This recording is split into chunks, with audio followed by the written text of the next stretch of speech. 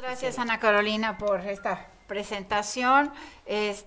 Bueno, como dijiste al final, pues ahora estoy metida en temas muy diferentes y pues me costó un poco de trabajo hacer lo que les voy a explicar el día de hoy, puesto que me obligó a recordar algunas antiguas andanzas cuando ya hacía yo historia económica, pero me pareció importante incluir dentro de este ciclo este aspecto que es poco conocido, creo yo, y que creo que es fundamental. Ojalá alguien de los asistentes se anime para realmente tomarlo como trabajo de investigación y profundizar en ello, porque creo que es de la mayor importancia y muchas veces pues no lo hemos tomado suficientemente en cuenta.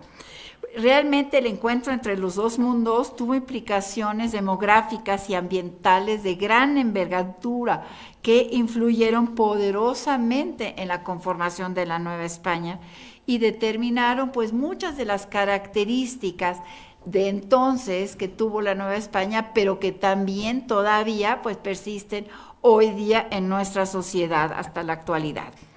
Para comprender la dimensión de estos fenómenos, cabe tener presente que el continente americano había permanecido aislado del continente euroasiático-africano por espacio de unos 300 millones de años, cuando se desprendió pues del subcontinente, de lo que se ha llamado, que los científicos han llamado la Pangea.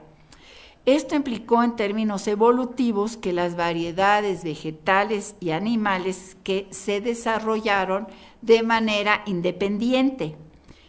Por otra parte, se estima que el hombre migró de Asia a América unos 15,000 años antes de Jesucristo, y momento a partir del cual los americanos y los que vivían en este continente euroasiático-africano pues no tuvieron ningún contacto.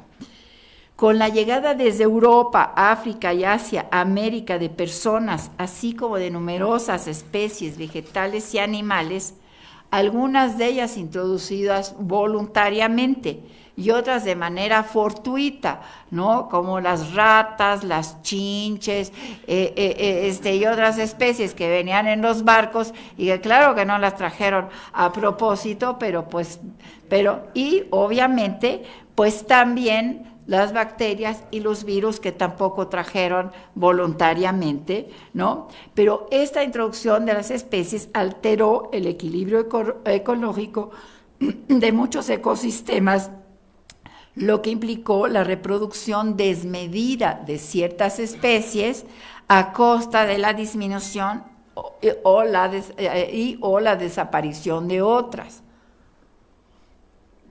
Realmente fue un gran experimento que se ha tomado en cuenta en épocas recientes, por ejemplo, con los viajes espaciales, pues ustedes recordarán que a los astronautas siempre los ponen en cuarentena un buen tiempo, justamente por pues miedo de este tipo de impactos que pues en esta ocasión se dieron sin que los pobladores de esa época pues tuvieran conciencia de ellos. El mayor fenómeno, el fenómeno de mayor implicación fue el brutal desplome de la población indígena, una de las mayores catástrofes de la historia de la humanidad.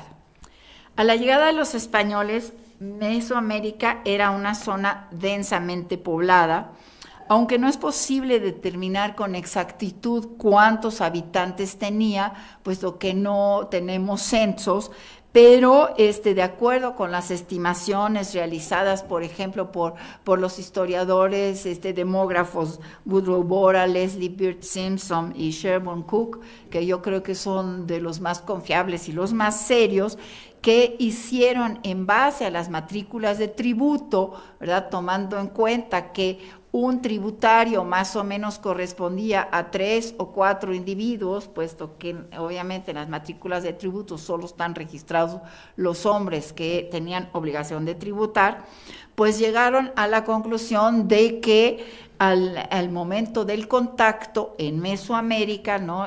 La parte que vemos aquí sombreada, había más o menos 1,5 millones de indios, ¿no? 130 años después, hacia mediados del siglo XVII, la población había decrecido y ya nada más había 1,5 millones de habitantes. Imagínense, decreció en un 85% más o menos. Entre las causas, aquí vemos pues esta gráfica que nos indica pues esta realmente caída poblacional tan absolutamente brutal, y habría que también aquí nada más decir que nunca se recuperó, aunque a mediados del siglo XVI, ¿no? Aquí lo vemos, pues empezó a subir, pues nunca realmente llegó a recuperarse del todo. Decía yo que pues algunas de las causas de este desplome de la población tenían que ver con la explotación de los indígenas, con que los emplearon como trabajadores de las minas, de las haciendas azucareras, con la esclavitud indígena, incluso que hubo hasta 1542, realmente hubo esclavos indígenas, pero hay consenso entre los investigadores que el principal problema realmente que hubo fue el de los contagios, de las enfermedades para las cuales pues no tenían anticuerpos. Ahora, ¿cómo se sabe esto? Pues lo que pasa es que fue un fenómeno generalizado en toda América. Como pues muchos de ustedes sabrán, las expediciones que antecedieron a Hernán Cortés, la de Hernández de Córdoba, la de Juan de Grijalva, ya habían tenido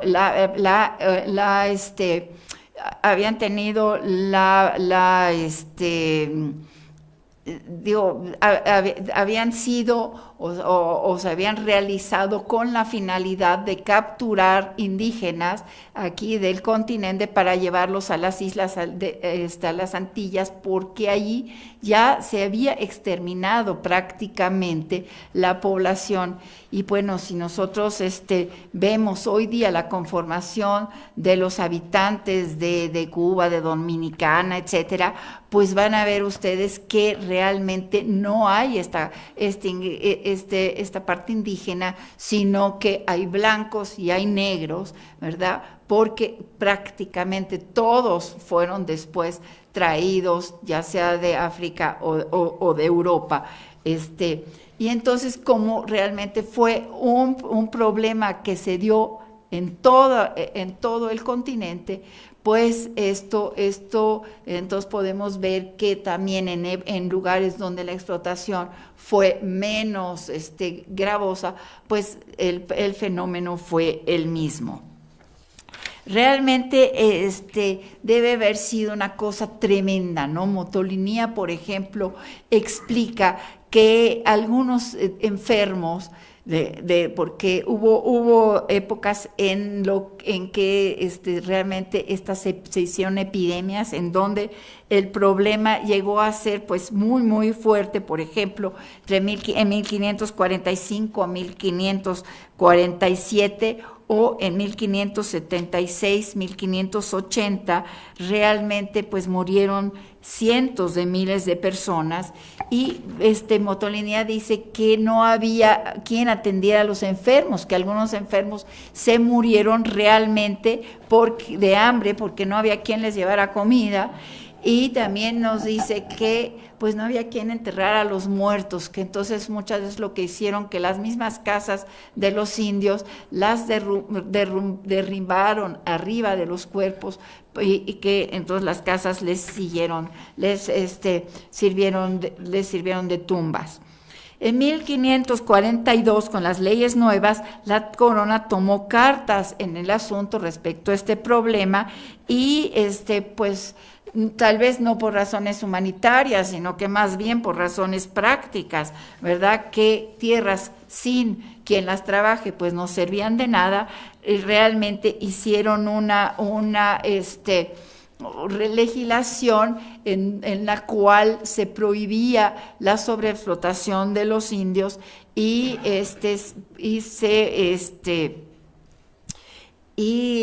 se prohibía la explotación de los indios, por ejemplo, en las minas, en los ingenios azucareros, y pues raíz de esto, pues se estabilizó un poco esta caída poblacional. Por lo menos en la Nueva España sí subsistió una población indígena importante que además siempre fue mayoritaria, siempre fue mayor que la población española, y que pues no se acabó del todo, aunque pues los problemas siguieron, y como decía yo, pues siguió habiendo epidemias pues que impactaron tremendamente la población. Para aprovechar mejor la mano de obra de los indios, facilitar su adoctrinamiento y tener un mayor control sobre ellos, a partir de 1530 se dispuso la concentración de los indios en pueblos, ¿verdad? En los pueblos de indios, para mismos que se llevaron con la mayor intensidad entre 1550 y 1564, y después entre 1595 y 1605. Y la reorganización de estas congregaciones de pueblos produjo una reestructuración general de la ocupación y utilización de los suelos. A los indios congregados se les otorgaron nuevas tierras y aguas alrededor del pueblo, y esta medida contribuyó a romper la organización económica existente, porque al encontrarse los indios en un nuevo ámbito y tener que limitarse a la utilización de las tierras que rodeaban el pueblo, ya no pudieron disponer de los múltiples recursos que venían explotando tradicionalmente. Vamos a ver. Aquí vemos, por ejemplo, cómo a los pueblos se les concedió un fondo legal que podían utilizar como tierras comunes de común uso, pero pues muchas tierras, a raíz de esta problemática, realmente quedaron completamente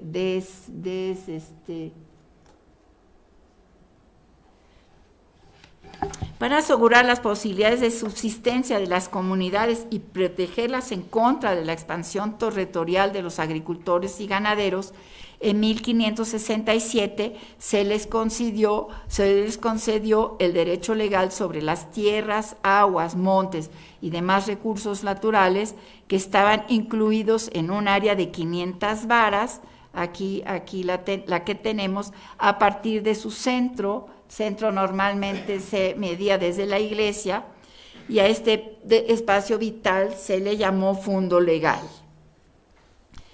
Las tierras otorgadas a los pueblos se distribuyeron de la siguiente forma. Una parte se destinaba para las casas, huertos y solares de los pobladores, y otra se reservaba para los ejidos y áreas agrícolas y ganaderas de explotación común. Una tercera para baldíos, montes, bosques, zarzales, etcétera, que también era de beneficio común, y una última, la más importante, se dividía en parcelas para los indios, para que ellos las trabajaran pues para su subsistencia.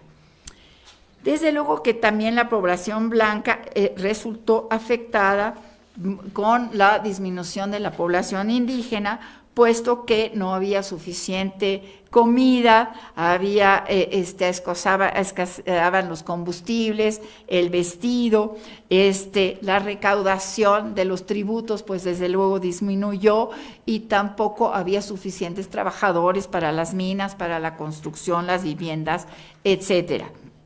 En 1595, por ejemplo, el virrey Velasco, el joven, le dirigió una carta a Felipe II en donde le expresaba su preocupación, le decía, ya no manden más españoles porque no va a haber cómo alimentarlos, no vamos a tener cómo subsistirlos, cómo hacer que pudieran subsistir. Bueno, algunas medidas como las tomadas por el virrey Enríquez en 1578, pues contribuyeron a estabilizar lo de los alimentos. Se fundaron las alhóndigas y se reglamentó pues la distribución y la venta y consumo de los cereales.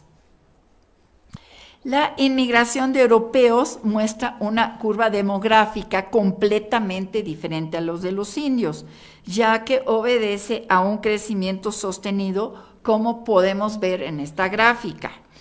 Sí, el número de conquistadores fue reducido y, como ya nos enteramos por la conferencia de Federico Navarrete, las batallas de conquista se llevaron a cabo principalmente por indígenas, ¿no? Incluso la primera ocupación del suelo, pues se utilizaron mucho a los indígenas para poblar zonas zonas que ya se quería realmente tomar posesión de ellas. Sin embargo, una vez que se conquistó Tenochtitlan, pues empezaron a llegar numerosos colonos españoles, así como algunos funcionarios eclesiásticos, ¿verdad? Vemos, por ejemplo, en esta gráfica, cómo fue creciendo la población. Ustedes pueden ver que en 1570, pues había 63,000 españoles, el 90% viviendo en el centro de México. Son interesantes estos porcentajes porque vamos viendo cómo casi siempre la mayor parte de los españoles se quedó en el centro de México y después también en las ciudades españolas. Por esta razón, hoy día la influencia de la cultura europea pues es muchísimo más sensible en las ciudades que en algunos pueblos, ¿no? Esto hay que tenerlo también en cuenta y proyectarlo hasta nuestros días. En cuanto a ya vemos, por ejemplo, aquí que en 1793, pues ha aumentado sustancialmente el número de españoles. Los vecinos divididos por diócesis, pues otra vez esta centralización que pues vivimos hasta la actualidad. Ojalá que no fuera así, ojalá que nuestra ciudad fuera un poco más pequeña y hubiera un mayor equilibrio con otras ciudades, pero pues esta centralización se ve claramente desde esta época. Por eso además decimos, cuando hablamos de los otros estados, decimos los estados del interior de la República, ¿no? Cuando es un poco absurdo porque pues en el interior realmente somos nosotros, pero es este concepto de que realmente todo partió siempre de aquí, de la Ciudad de México y del centro. Vemos estas dos gráficas en donde tenemos la caída de la población indígena y el aumento de la población española. Son un poco tramposas porque nada más lo que se está comparando es la disminución por un lado y el aumento por el otro, pero en la línea azul se refiere a millones de habitantes, de millones de indígenas, y la línea roja se refiere a miles de españoles, ¿no? No podemos concluir que realmente los españoles llegaron a ser mayores, mayoritariamente, la población mayoritaria.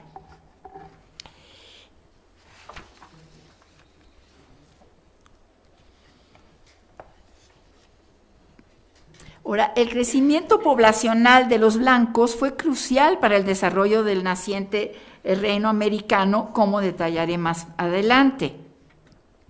Digo, aparte de los cargos gubernamentales y eclesiásticos que ocuparon, de las aportaciones culturales y artísticas, que son muy conocidas, solo quisiera yo destacar que al hablar de españoles o de blancos es una manera de agrupar a las personas que provenían de regiones muy diversas, con particularidades culturales idiomáticas. No era lo mismo un andaluz que un gallego o que un extremeño o que un catalán, ¿verdad? Entonces, y aunque se trató de impedir la entrada a judíos, moros y personas pertenecientes a otras religiones o sectas, no fue imposible impedir de todo que llegaran a América. Y sabemos que pues hubo personas con credos diferentes, aunque ellos pues, claramente lo tenían que ocultar. Tampoco el mundo de los indios era igual. A veces pensamos en términos los españoles, los dominadores, los ricos, y todos iguales, y por el otro lado, pues también los indios, los equiparamos, y también entre la población indígena, pues había grandes diferencias, y a partir de su decrecimiento, pues siempre fueron la población mayoritaria, ¿no? El punto más bajo, cuando la curva llegó a su punto más bajo, los españoles apenas sumaban 125,000 habitantes, es decir, eran la octava parte de los indígenas, ¿no? Y además la importancia social y económica de los indios siguió siendo muy grande, ¿no? Ellos siguieron básicamente administrando y gobernando los pueblos de indios, siguieron atendiendo la justicia en primera instancia en esos pueblos, la economía básicamente siguió estando en sus manos, y pues también había muchas diferencias sociales. Les traje pues esta hermosa pintura, porque pues aunque está idealizada seguramente como muchas de estas pinturas, pero pues vemos una boda indígena en donde pues estos son los novios, vean ustedes qué ricamente ataviados están, y los padrinos pues son españoles, ¿no? Poquito el mundo al revés, como a veces nos lo imaginamos, pero realmente mi intención pues es un poco que nos abramos los ojos y veamos pues que no era un mundo tan uniforme como a veces queremos pensarlo. El tercer ingrediente, desde luego, fueron los esclavos africanos, y los que llegaron de África, que pues fueron muy numerosos. También esto es algo que se desconoce, no sabemos realmente cuántos llegaron. Hay cálculos por Aguirre Beltrán, por ejemplo, Gonzalo Aguirre Beltrán, que pues lo calculó en base a los registros de las embarcaciones, de las de los registros que había, por ejemplo, en las haciendas azucareras o en las minas, ¿no? En los inventarios que aparecen, como eran tomados como muebles, se inventariaban como el ganado, ¿no? Entonces dicen todas sus características, y bueno, para los investigadores, pues estas son buenas referencias para poder tener una idea, ¿no?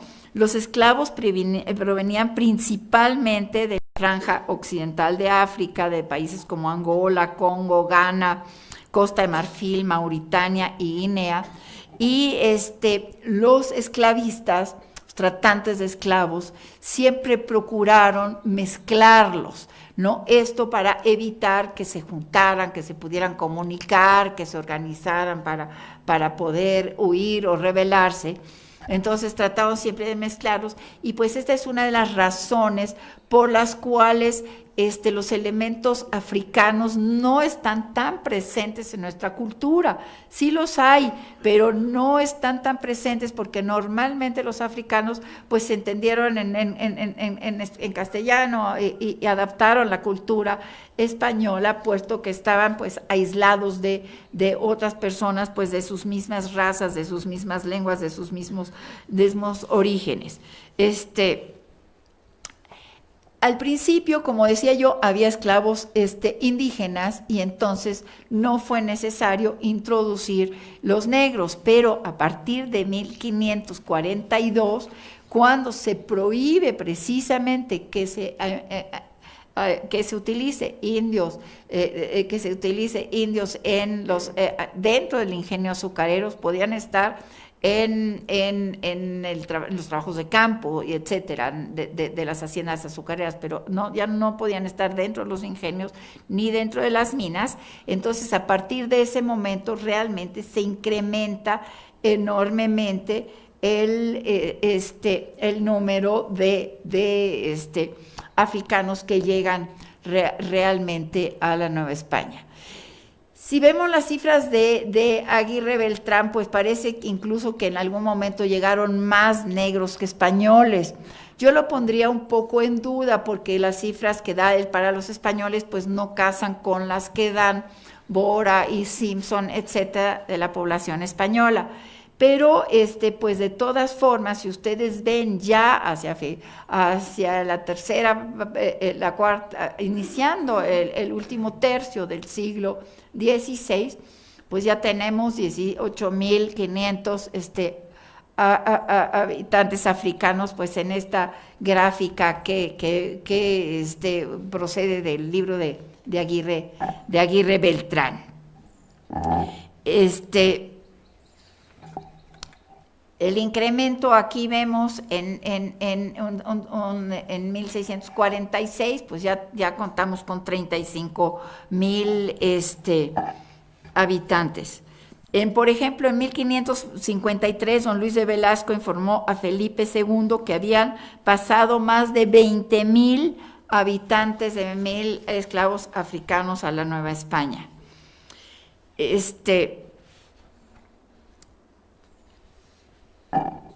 La adquisición y el mantenimiento de los esclavos realmente era muy costosa.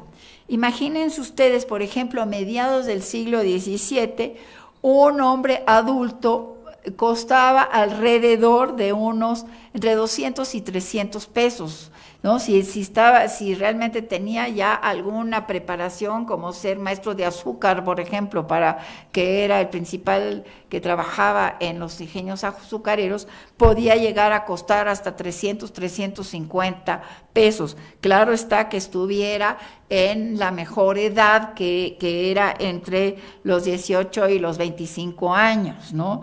Ya personas, por ejemplo, de mi edad, pobrecitas, pero pues ya no valían casi nada, ¿no? Porque lo único que tenían que hacer era alimentarlos, ¿no? Entonces, en los ingenios, en las minas, pues tenían realmente reales de esclavos, tenían comunidades enteras para que las mujeres pues, pudieran seguir procreando los hijos, pero esto tenía la desventaja pues que había que mantener a todos, ¿no?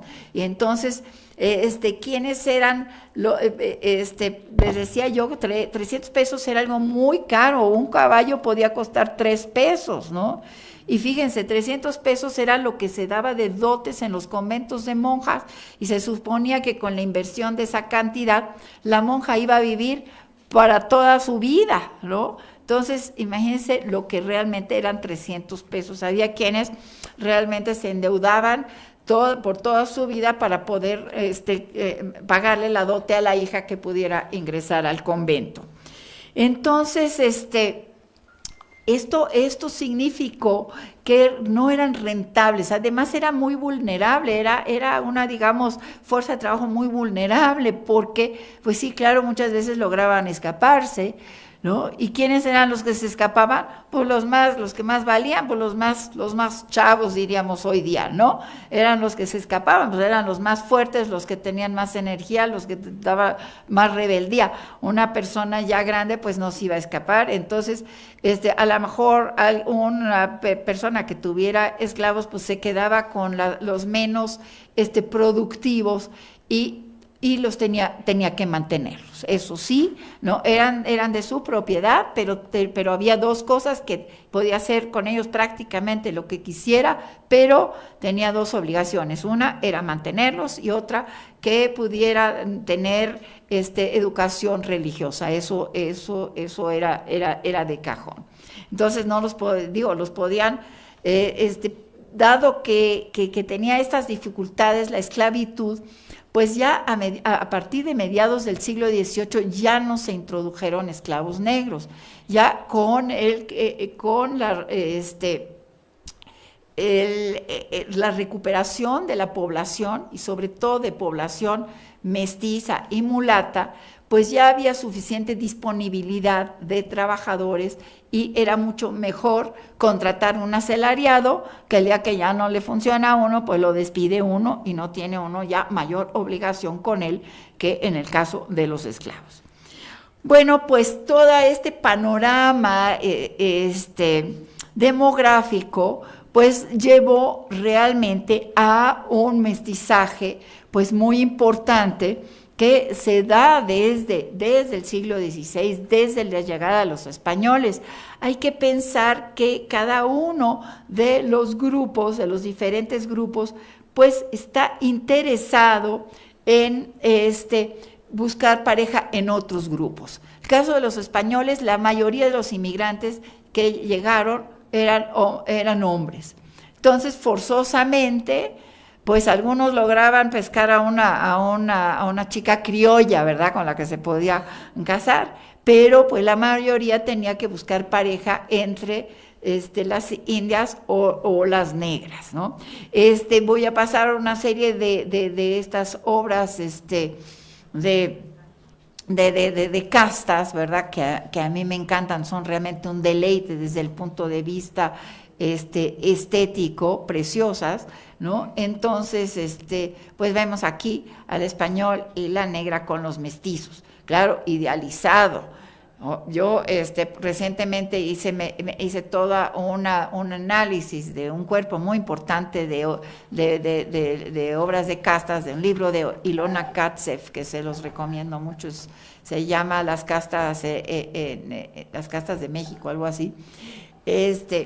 Y bueno, los padres en la Nueva España trataban de maravilla a los hijos, ¿eh? No hay una sola pintura en donde uno ve que el papá le está jalando las orejas o le está dando una nalgada, ¿no? Entonces, obviamente, lo digo en forma irónica, seguramente, como en todas las épocas, pues había papás que eran bastante estrictos y seguramente en aquel entonces más que hoy día, pero hay una cierta idealización y también podemos pensar que no todos se vestían tan lindos como aparecen en los cuadros de casta, pero es una realidad y una cosa muy bonita, una reflexión reciente que se sale un poquito del tema de hoy, pero que sí se las quiero hacer, es que hay realmente una aceptación de esa situación, hay una enaltecimiento del mestizaje en el siglo XVIII.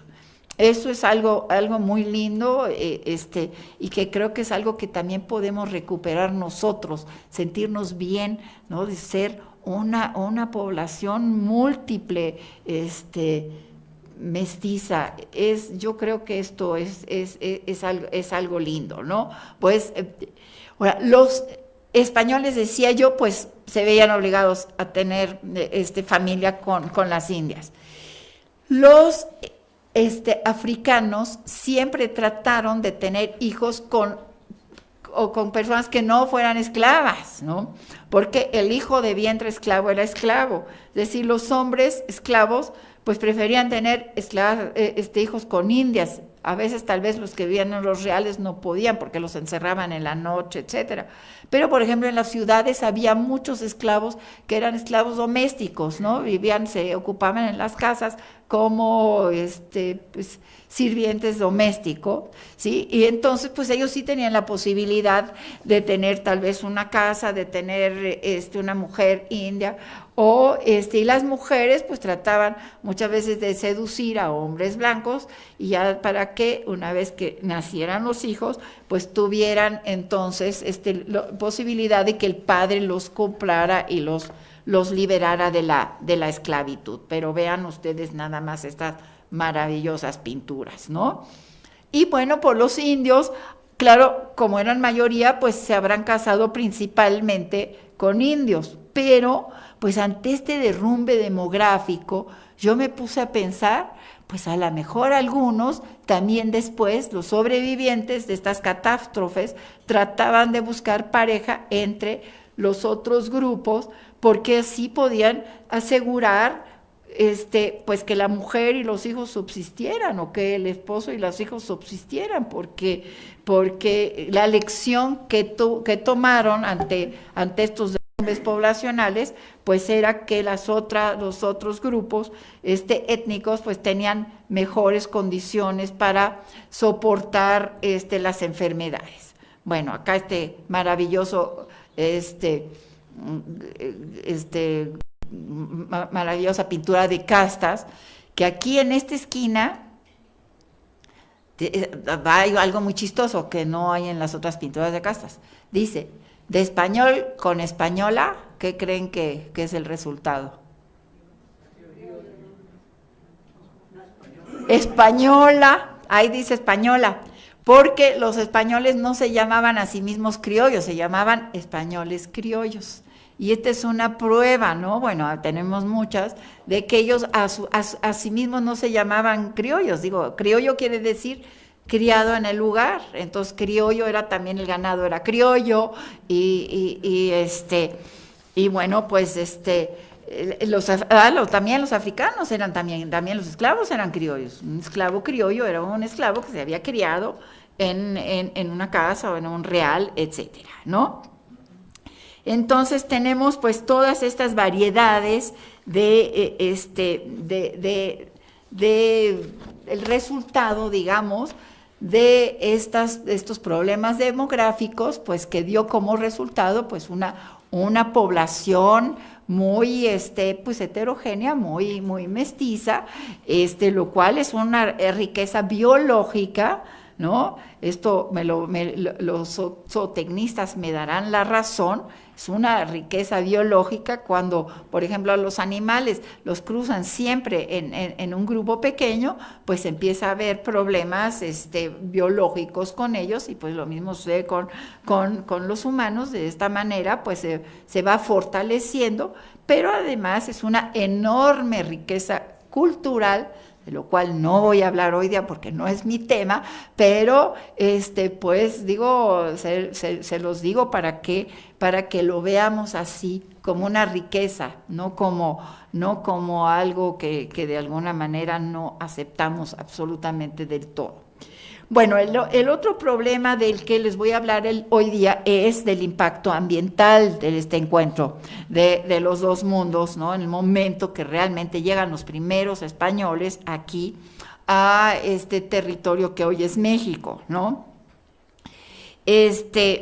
La historia de la horticultura europea en América realmente comienza luego, después del segundo viaje de Colón en 1493, ya regresó con 17 barcos, 1,200 hombres, y en estos barcos venían cargados, ¿verdad?, de garbanzos, melones, hortalizas verdes, viñas, cañas de azúcar, frutales, etcétera.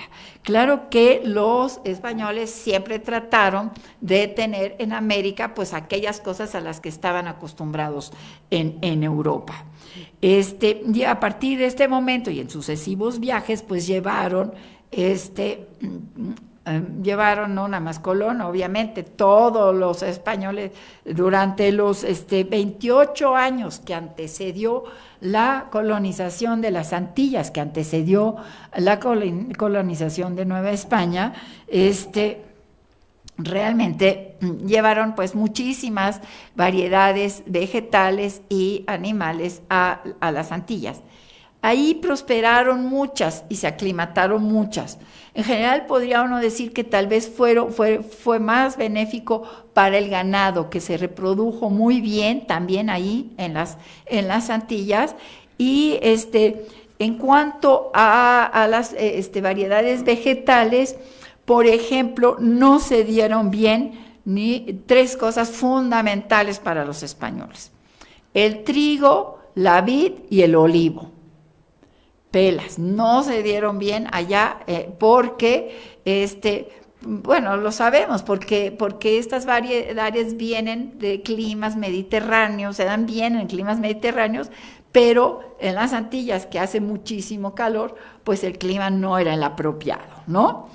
Entonces, la colonización de especies vegetales y animales para Nueva España y realmente para toda América se hizo en gran medida desde las Antillas, ¿no?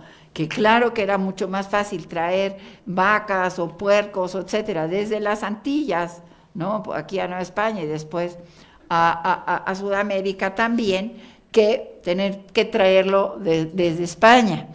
Entonces, pues muchas variedades ya estaban también bastante más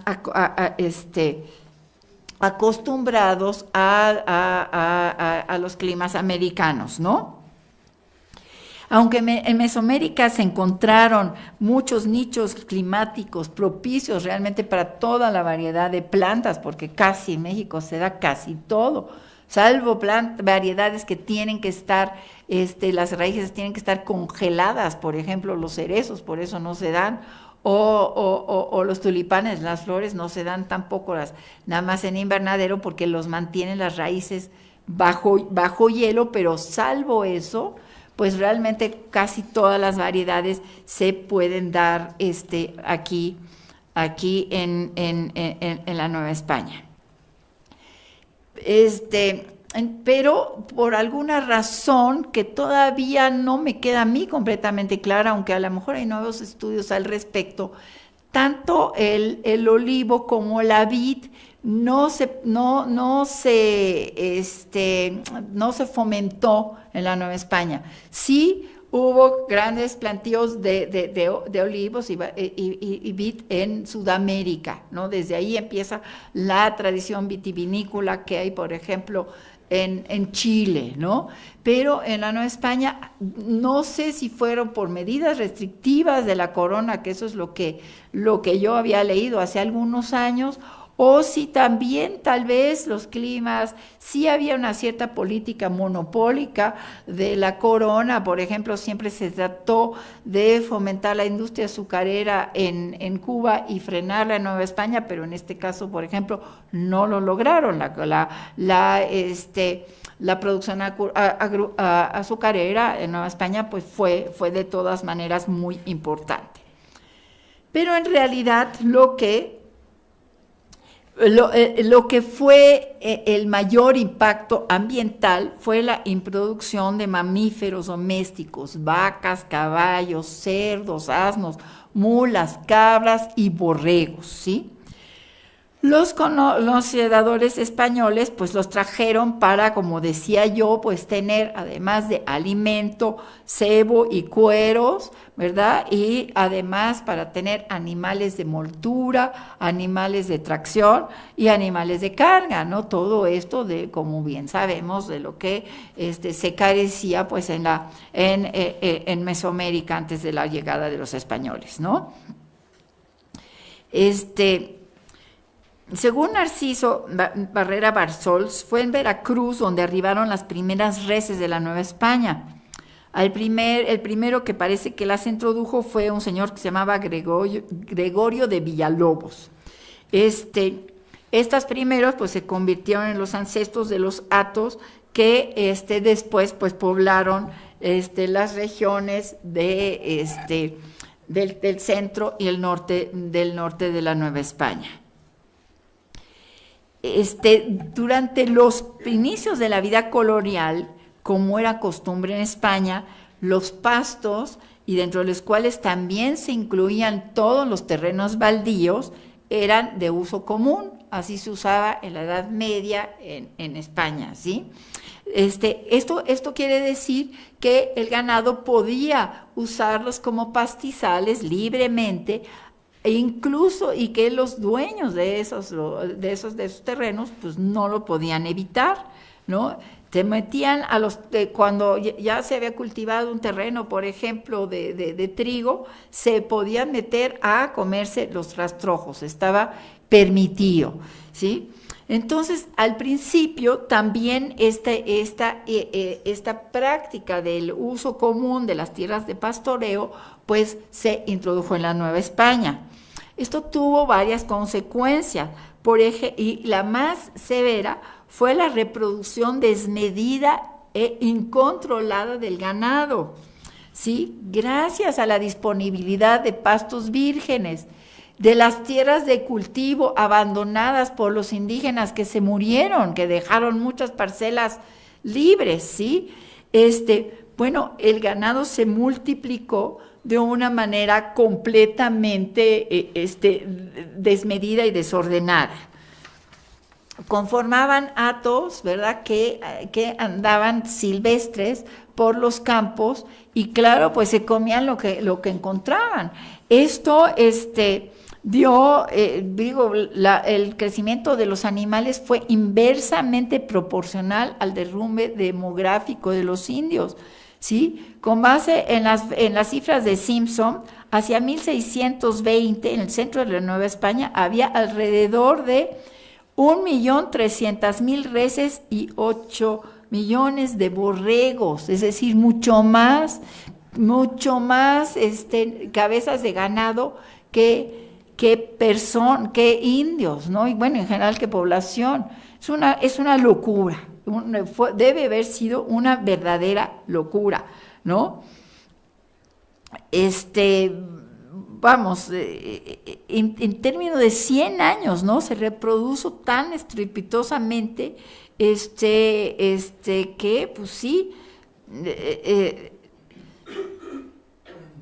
por ejemplo, Karl Butzer calcula que a partir del análisis de 10.000 Mercedes, un total de bovinos que varía entre 1,5 millones y 2 millones, ocupaban un área estimada de 150.000 kilómetros cuadrados. Es decir, una verdadera locura. Esto obviamente causó problemas con los agricultores,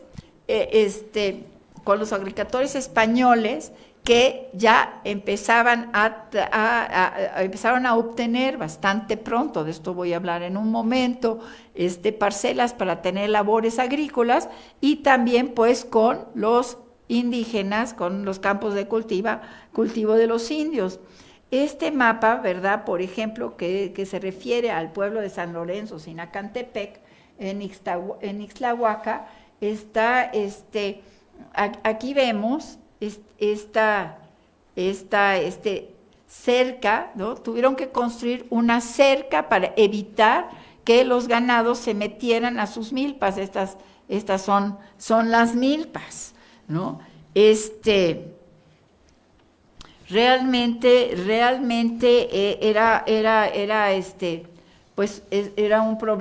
era un problema muy serio. Y aquí la discusión es quién tenía que mantener esa barda o cerca, ¿no? Los del pueblo dicen, bueno, nosotros estamos manteniendo la parte que nos corresponde, las que está de nuestro lado, pero ustedes mantengan la otra parte, porque ya hay huecos en la barda y pues en una de estas se nos vuelve a meter pues todas estas realmente manadas que nos están afectando.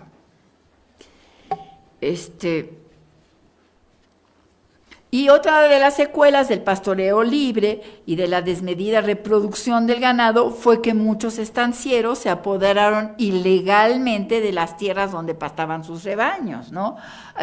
Las tierras no eran baldías, ya los indios al reubicarlos en pueblos, pues tuvieron que dejar las tierras que antes les pertenecían. Entonces había grandes extensiones de baldíos que pues simplemente pues se fueron aprovechando de ellas. Pues otro de los grandes problemas que se dieron de los grandes problemas ambientales que surgieron a raíz del encuentro de los dos mundos fue la deforestación de gran parte del territorio, ¿verdad? Un problema también sumamente serio del cual todavía hoy día somos herederos. La agricultura prehispánica era lo que se llama de cultivos intensivos, ¿sí? Es decir, en extensiones de tierra relativamente pequeña se lograban cultivos de gran rendimiento. Parece ser que chinampas, por ejemplo, son de los cultivos más rendidores que hay en todo el planeta, tomando en cuenta la superficie que se ocupa, ¿no? Y bueno, y si tomamos en cuenta que las chinampas, muchas de ellas eran artificiales, pues más aún no estamos robándole tierra a los bosques ni a los montes, etcétera, sino que estamos creando incluso todavía tierra. Y claro, como no conocían el arado, pues tenían que trabajar espacios pues más reducidos, ¿no? Aquí vemos a estos que están plantando con la coa el maíz, y aquí cosechándolo, y está cosechando o cosechando amaranto, ¿no? Entonces, la despoblación, la mortandad tan grande de tantos indígenas, pues implicó que esas tierras de los indígenas, de los cultivos, se dejaran de utilizar, y muchas de estas tierras pasaron a manos de españoles que practicaban la agricultura extensiva, es decir, una agricultura que toma en cuenta grandes extensiones de terreno y que gracias al arado, como aquí vemos en este bello mapa, ¿verdad?, logran realmente trabajarse, pero para eso se necesitaban, claro, también los animales de tracción, ¿no? Entonces vemos cómo los diferentes elementos pues se van conjugando para pues estos cambios que se van dando a lo largo del tiempo. Ahora, la agricultura, como sabemos, incluso hoy día es realmente un problema, ¿no? Un problema porque cada vez hay más población a nivel mundial, pues va a llegar el momento que los terrenos agrícolas ya no den y que ya no tengamos bosques, etcétera, por tener terrenos agrícolas y por tener ganadería, ¿no? Ya se están llegando a otro tipo de soluciones, como la hidroponía, por ejemplo, como el consumo de insectos, que eso parece que es el futuro, ¿eh? Así que digo, nosotros como mexicanos por lo menos estamos acostumbrados a los chapulines y a los, ¿cómo se llaman estos? A los acosiles y a una bola, a muchos, ¿no? Estamos acostumbrados, pero pues eso parece que es el futuro, porque claro, la ganadería, la agricultura expansiva por un lado, pero también la ganadería, que claro que se siguió practicando, sobre todo el norte del país, en zonas pues semidesérticas, donde no había mucha otra posibilidad de tener otro tipo de producción. Hoy día pues con sistemas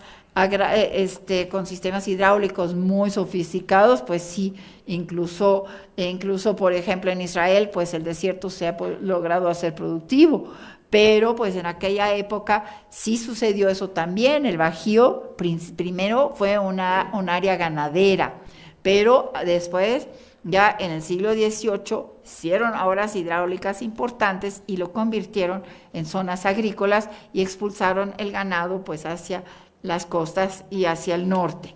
¿no? Pero agricultura y ganadería que siguió existiendo en la Nueva España, aunque en algo menor medida, perdón, me falló, aunque no en las proporciones del siglo XVI, pero pues siguió habiendo ganadería, pues todo esto contribuyó a la deforestación, a la erosión de los suelos, a la aniquilación pues de gran parte de la flora que existía originalmente. Otro aspecto que contribuyó pues enormemente a la deforestación fue la construcción, ¿no? En el siglo XVI hubo un furor constructivo y había los elementos, porque por un lado estaba la fuerza de trabajo de las encomiendas, que al principio tenían los encomendados que dar fuerza de trabajo gratuita, y pues estaban muchos materiales de pirámides, de edificios prehispánicos que se derrumbaron.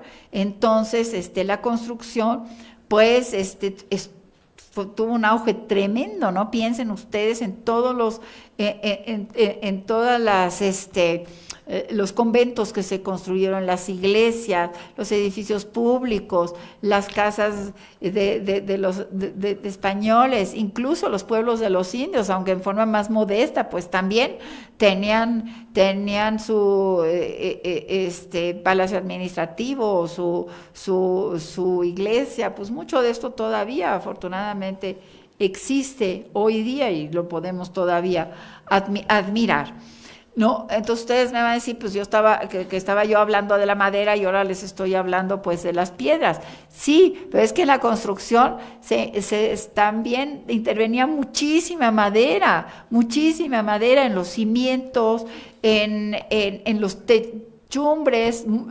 En el siglo XVI casi todas las iglesias estaban techadas de madera. Acabamos de enterarnos de la cantidad de madera que simplemente más bien había, desgraciadamente, en Notre Dame, ¿no? No, alguien tendrá mejor memoria que yo, que salió en los periódicos, que cuántos árboles, una cosa tremenda, ¿no?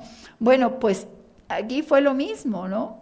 Para la construcción y además todo el mobiliario. Si uno se imagina lo que eso fue, pues fue una cosa verdaderamente tremenda. Aquí les traigo este bello mapa, porque también me preguntarán qué tiene esto que ver con la madera. Bueno, lo que pasa es que es el abasto de agua del pueblo Chalchicomula, que estaba al pie del volcán de Orizaba, ¿sí? Les voy a poner unos acercamientos para que vean un poquito mejor, ¿no? Aquí viene el agua desde el volcán y pues aquí lo traen a través de los acueductos, ¿no? Para llevarlos a la ciudad de Chalchicomula, o el pueblo Chalchicomula. Pues la descripción de este mapa dice, hay un pleito entre un hacendado que también quiere agua y no le dan agua a los del pueblo, y los del pueblo pues necesitan el agua, y entonces el hacendado se ofrece en sustituir todos los caños de madera para que le den chance a tomar agua. Entonces dije, pues esos caños eran de madera, ¿no? Uno los ve y dice uno, bueno, pues ¿como de qué serían? Pero imagínense ustedes desde el volcán, ahí les va el siguiente acercamiento. Acá ya estamos en el pueblo de Chalchicomula. Imagínense, pues han de haber sido kilómetros, ¿no? Entonces todo esto realmente, bueno, la Ciudad de México ya a finales del siglo XVII, ¿no? En esta famosísima pintura de Villalpando, pues vemos que estaba llena de edificios. Todo eso implicó madera, madera y madera. Pero lo más tremendo fue la utilización de madera como combustible. Claro, en las casas se cocinaba con madera, en todas las casas, pero bueno, esto tal vez era pues relativamente poco, ¿no? En las minas, aquí vemos una pintura de Eugenio Landesio de Real del Monte, y pues aquí vemos las chimeneas, ¿no? Pues ahí para fundir el material, ¿con qué se fundía?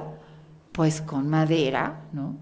Por eso vemos que pues gran parte de las zonas de México pues están áridas, por ejemplo el mezquital, etcétera, pues porque la deforestación pues fue algo brutal.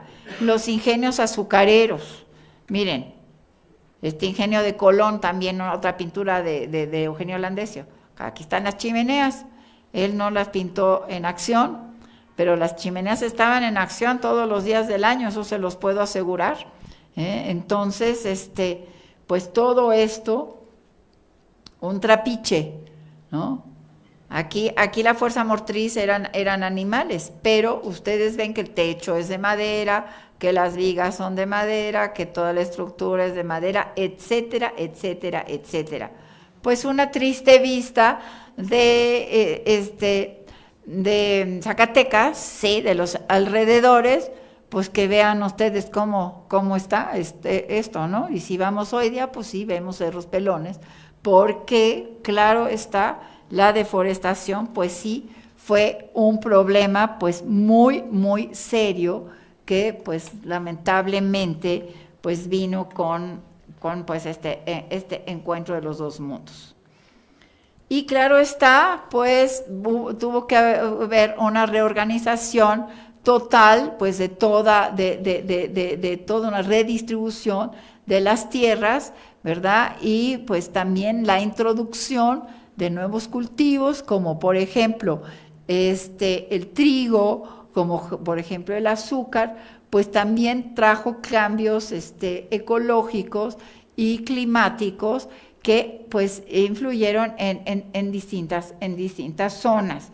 Ya no voy a extenderme en este tema, pero pues también obviamente todas estas nuevas variedades pues desplazaron otras variedades, por ejemplo el algodón que se plantaba mucho en el centro, pues quedó de alguna manera relegado, puesto que pues esas tierras fueron sustituidas por campos de trigo, después también de maíz y finalmente también de azúcar. Pues muchas gracias.